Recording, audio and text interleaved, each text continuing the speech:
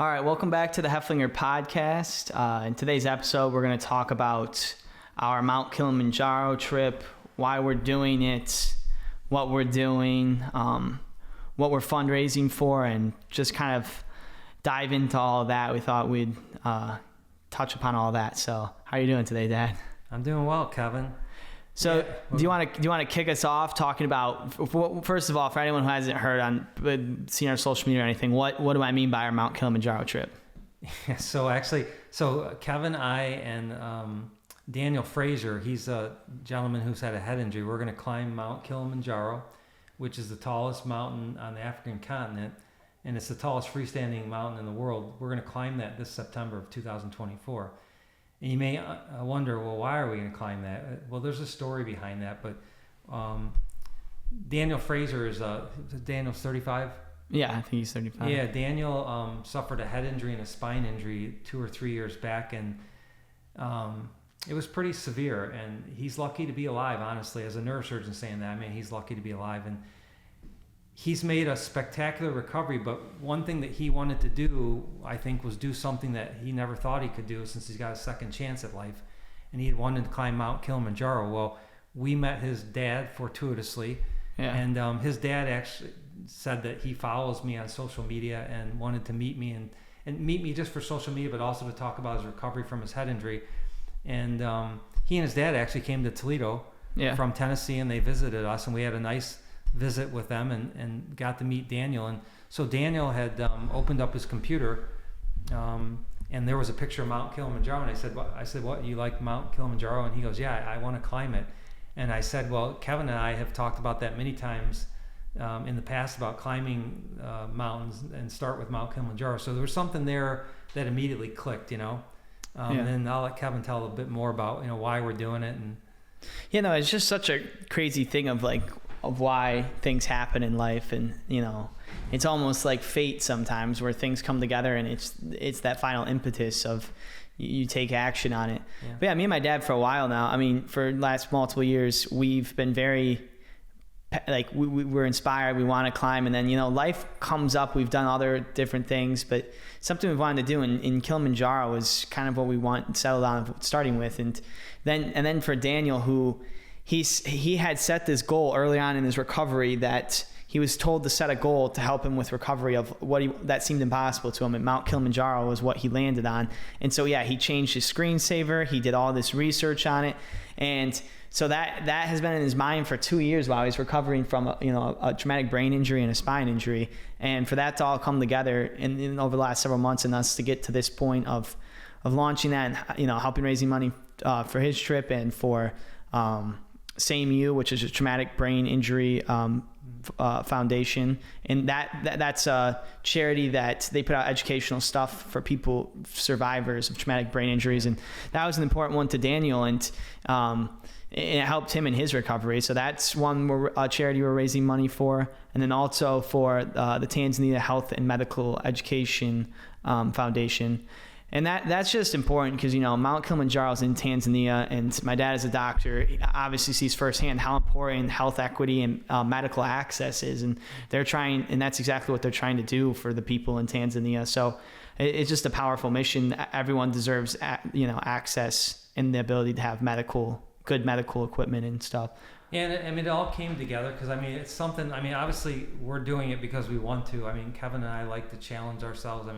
Ever since Brian, my son, died, Kevin's brother, we try to do things that he can't do anymore, and I think we feel very much the same about that. And we've each done an Ironman and a lot of half marathons and marathons, and Kevin's done an ultra marathon, and we're always trying to challenge ourselves to be better people. And I think Mount Kilimanjaro is something that's challenging for us, but we want it to be inspiring for us, but maybe for other people to reach for their dreams, and it's certainly inspiring for Daniel. And I think we can use this mission to help other charities. Life's about helping other people. So I think there's a lot tied into one package here, and we formed a GoFundMe page, and that's how we'd like to have that blow up for the charities, and we're gonna pay for Daniel's trip. That's part of it too. Is so I think it's just like with a lot of things in life, you can do things but until there's a final impetus, you don't fully take action on it. So I think too, it came together at a good time where we can do something, or Daniel can do this, but we're doing it all together, and it's kind of pushing us to do it. And now we're set on September of this year. I think it's looking like it's going to be September 8th or 9th where we start the climb. It's going to be an 8-day climb. But I think what's more than that, is just that we've grown social media, and how we've used, like, when our social media, when that started getting bigger and bigger, is we want to use it for good, to share good stories, to do good things, and kind of put good out into the world. And this is part of that. Doing this with Daniel, it feels like a special mission, and just trying to do as much good as we can while also challenging ourselves. And it will be a special mission, and I think it's going to be fun for a lot of people to follow along, because Kevin and I are going to start our training, and he's got something all set up. So we're going to start, training every week, and we want to let people follow along with our training and maybe our diet and what we're doing. And we're going to have to start doing longer walks and carrying things on our back to get used to rucking. We're going to rock with packs, and part of it will be our mental. I mean, I think about at night sometimes, when we're up on the top of the mountain or getting near it. I mean, there's 100-foot glaciers up there, and it can get down to -5, -10 degrees, and there's snow. You just wonder, like, how that last day I read about, I mean, it sounds like we have to walk, we start at midnight, walk all the way up to the summit, and then have to walk all the way down halfway the next day. It's going to be a 16, 24-hour day. Yeah, I mean, it's going to be a very long, and I don't know, there's something special about climbing, of just being in nature and doing something, I don't know, bigger than yourself, is, to me, where I think, it'll be right around your 60th birthday. We'll be near my birthday, September 17th. So that'll be a cool experience. But it's going to be exciting. I mean, I hope everybody follows along. We're going to have try to make it very educational, but fun and inspiring. Yeah, I think too, we always talk about sharing your story and everything else. I think just by doing this, like I was talking to Daniel, of trying to, like, we were just FaceTiming him earlier today, and he's going to be on the podcast, and we're going to do some, live videos with him. We're going to go to Nashville, do some stuff in person with him. And as we go, we're going to try to do as much stuff in person as we can, but also we'll be doing virtual stuff. But I think with Daniel too, what's so cool is just, just figuring everything out, just like with any big lofty goal. Something we were discussing earlier today is anything can seem daunting. It was like the same when we're thinking about an Ironman. Think about an Ironman that you have to swim 2.4 miles, bike 112 miles, and then run a marathon, which is 26.2 miles. All in the same day. Yeah, that seems insane. Or if you think about getting to the top of a almost 20,000 foot peak, snow-covered mountain. Which is Kilimanjaro. It's like 19,340. Not positive, but it's right around there. Think about that. It seems daunting, but it's just like anything in life. I think if you use a real example of it, people can see, like, we're going to be doing this over the next 5 months. They can see our training, the different things we're doing. I'm reading a book on it. We've been consuming. That's what I do with anything. I bet you do too. Articles online, books, talking to other people. On YouTube. We've been looking at different trekking companies, and seeing how they work, and we're just picking out a trekking company. There's a lot of things, the nuts and bolts that we're doing right now. Yeah, and I think that's also important with all these different things, is just you just take one step at a time, and it slowly becomes more and more of reality. We were working on this with Daniel for multiple months before we put that officially out there, and each step and each week and each, like, training walk you go for, it feels more real. So sometimes you kind of have to just let that, that goals, that longer term goals there, that big lofty goals there, climbing this mountain's there. But for now, all I can control is going on like a 5-mile walk today. Yeah. But also I think, you can talk about stuff too. At some point you have to pull the trigger. Like anything in life, like when I thought I was going to do an Ironman, I just said, I'm going to do it. And then I signed up, I paid my money, and then I knew I had to do it. I didn't have to, but that was my incentive. And so I did that a year ahead of time. Trained for a year, and then 2017 I did my first full Ironman. But at some point you have to say, I'm going to do this and take a chance. And I think that's kind of what life is about a little bit, right? Yeah, absolutely. So, and I still think the coolest thing is that we have the somewhat of an ability as we've grown stuff, doing social media, doing this podcast. We appreciate everyone who's ever watched or interacted with any of our stuff, and hopefully you found it useful. And you can check out any of this. I'll put it in the show notes, or you can go on any of our social medias, the GoFundMe page. You can learn more about it. But, go to the GoFundMe page, because it tells we really explain the whole mission, talk about Daniel, what we really want to accomplish with this, and talk about the charities, the two charities. Yeah. But I think more than that is some people will comment on stuff. They're excited to follow our journey, or some people have donated. You don't, by no means do you need to donate to any of it of what we're trying to do. Just follow along if you think it's cool. Just the positive words of support is very. I mean, it's very nice when people, there's always negative people, but there's lots of people that are very encouraging. Say, like, I'm rooting for you guys. So you're going to do great. Or there's an occasional person says, I just climbed Mount Kilimanjaro. You're going to love it. Remember that? Yeah. Well, someone said that it's actually, the world works in the weirdest ways. Is on our second or third podcast episode, someone commented on the episode on YouTube, and they said, I listened to these while I'm training to climb Mount Kilimanjaro, and then they climbed Mount Kilimanjaro, and they had listened part of the while they were training to our podcast. So the world, it just works in mysterious ways sometimes, but I just think it's cool of you only get one life, trying to do different things, and we hope you guys all follow along. Any questions, we're going to try to do more and more stuff like on the podcast and everywhere else, and just questions you have of how we're approaching different things, or different things you'd want to know about as we do stuff. We want to make it as interactive and cool as possible for others. And I think as you meet Daniel, you really like him. He's a nice guy and very down to earth, but very motivating. And he's so excited right now to do this because he thought it's something that he could never do. And like Kevin said, the stars just aligned. I mean, everything was so odd how it came together. And I'm a neurosurgeon. He's had a head injury. We met hapstance, and we all wanted to climb Mount Kilimanjaro. So we knew there was something there. We knew this was meant to be, and we're going to make it something really special. Yeah. So hopefully you guys follow along. And Daniel, we're trying to, it can get busy sometimes, but hopefully he's going to be, depending on when this comes out, he's going to be in one of the next 1 or 2 episodes once we can get that finalized, and you guys will hear more from him. He is super inspiring with everything he's doing. One thing about Kilimanjaro that's interesting, you climb through like 7 climate zones, and you start out in the kind of like a rainforest where it's 70, 80 degrees, and then by the time you get to the top, it can be a wind chill of minus 30 degrees. It's just insane to me to think that we're going to go from being in t-shirts, in the rainforest, and then have all this heavy gear on when we get to the top of the mountain. And it can rain along the way. You can have snowstorms. So I think it's going to be a real adventure. And the thing about the adventure is you never know what it's going to be, because the weather there can change so quickly in all these different climate zones you go through, Yeah. Well, I think what's crazy too is, it's just like anything. There's so many options. There's several different routes you can take. You can do a different amount of days for acclimatization purposes.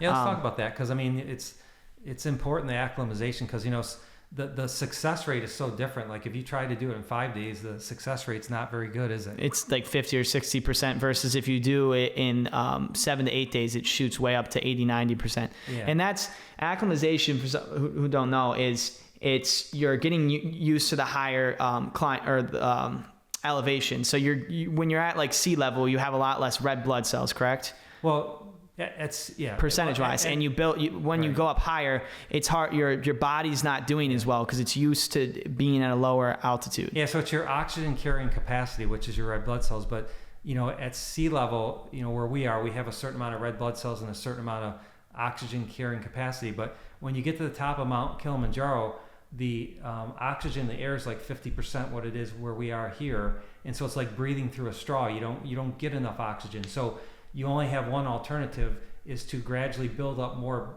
red blood cells as you go up the mountain, so you can carry more oxygen to your tissue. So if you go up too fast, you don't have enough oxygen, then you can get high altitude sickness and swelling of your brain and your lungs, and you can die. So you have to do it, slowly, and let your body acclimate, let your body build up that oxygen carrying capacity in its bloodstream, so you can supply oxygen to your organs, if that makes sense. So what you're actually doing is when you're doing these 5 days, you could technically go up the mountain way quicker, and there's fastest known times, people like running up different things. But what's key is that a lot of times you climb high and then you sleep low. It's just like if you're climbing Everest or any other mountain. You don't just go up. You go up on the day, and then you come down and sleep lower, and you slowly build your way up and then when you make your final summit push. Yeah. Because you're trying to let those red blood cells build up, and you're trying to avoid acute mountain sickness. Your systems, and it hits different people. That's the one variable. It's hard if you live. We only live at 500, 600 feet elevation in Toledo, Ohio. You have, it's a variable that you can't account for, is how your body's gonna adjust to that. Some people are just naturally able to do better at high altitudes than others. Yeah, it's not selective. Like, it doesn't matter how healthy you are, how young or old you are. Acute mountain sickness can happen to anybody, and so. There's the oldest person to climb Mount Kilimanjaro is 89, and I think the youngest was 7 or 9 years old. They got special permission to do it, but it doesn't matter what age you are. You just have to. Your best bet is to go up slowly and acclimate. Yeah, anytime you're ever, like, nature really is crazy. If you see mountains or other things, volcanoes, it's for something mountains. It's no easy task, no matter what. You can. Do all these say all these things, but if you're going up over 19,000 feet, it's not an easy task. Like, to put it in perspective, so when you go out to Colorado and you see those big mountains, those mountains range from 13,500 to 14,000, say 14,000 feet high. And mountains in Colorado are tall. And so think about hiking up to the top of one of those mountains if you've ever gone skiing and gone up that high. So we're going to go up to 20,000 feet. So it's quite a bit higher than that, Yeah, because there'll always be people that are saying, oh, it's just, so Mount Kilimanjaro isn't technical climbing. So like what you would think about, carabiners and strapping and climbing, it's a lot less technical. It's more hiking and uphill, but it's not, there's also people, it's not easy, and we're taking it very seriously because it's a different thing. Like, we've done marathons, but everything's unique in its own ways. And then there's people that'll say doing a marathon's not hard. If you've done a marathon, people will say that's not hard. A lot of things aren't hard if you can train for them and stay consistent, but that's like a lot of things in life. But so, overall though, we're super excited. I think it's always, if you can try to do cool things in your life. It's like a once in a lifetime experience is the way I look at it. Who gets to do this? Not many people, but we're going to make the most of it. We're going to document the whole journey. Yeah. Try to do it video and photos and written. And we hope you guys follow along, and we appreciate you watching our podcast. But also, one last thing too, if you see the sweatshirts me and my dad are wearing, so over the last several months, we've been, so we've designed some sweatshirts and T-shirts and long sleeve shirts. But you can see those on, I'll link it in the show notes, but you can see those on drheflinger.com. It's doctor spelled out DOCTOR, and then Heflinger, HOEFLINGER.com. But part of the proceeds for all that's actually going to go towards the Kilimanjaro fundraiser, and also eventually Brian Matters, which is our charity. We started after my brother died, and that's to help raise awareness around alcohol and preventing drunk driving. So part of the proceeds of all that will go towards it. We just designed these. These are pretty nice. They're we very like them. We've got T-shirts, long sleeve shirts, but I think they're awesome. I love mine. Yeah, so we were just starting because we wanted just some stuff for ourselves. We've been doing all the stuff. We were just designing them, and and then we were wearing some of them. But then a lot of people see it. It's the full logo there, but a lot of people, we just had them for ourselves, and we thought it were cool. A lot of people were liking them too. So we put those out to the public now too. And that's another way you can support if you want. But again, don't feel like you need to. We were getting a lot of comments on them, but. Yeah, so I'm super excited to keep sharing everything about Kilimanjaro. We're going to do different things like that. And please, like we always say, let us know on social media or, at our contact email. Let us know things you'd want us to talk about, or not just with Kilimanjaro, but other topics and anything you want to know about Kilimanjaro or how we're going about this training. Yeah. All right. Well, thanks for watching. Great episode today. Yep. Have a good one. Bye.